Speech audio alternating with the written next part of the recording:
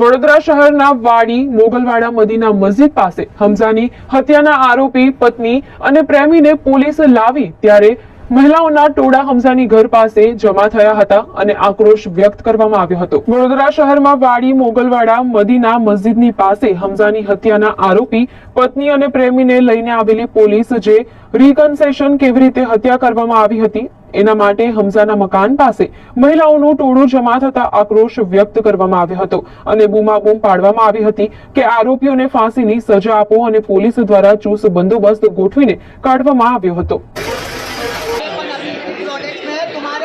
अगर कुछ भी हुआ ना तो पुलिस को प्रोटेक्शन अभी इनके हाथ में का इनका कायदा अपने कायदा हाथ में नहीं लेने का वो अपने ऊपर के पुलिस को भ्रष्टाचार करो हाथापाई मत करियो आंकड़ों से जाओ वो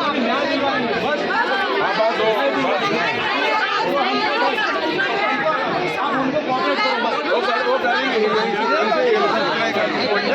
आगे मत बढ़ो।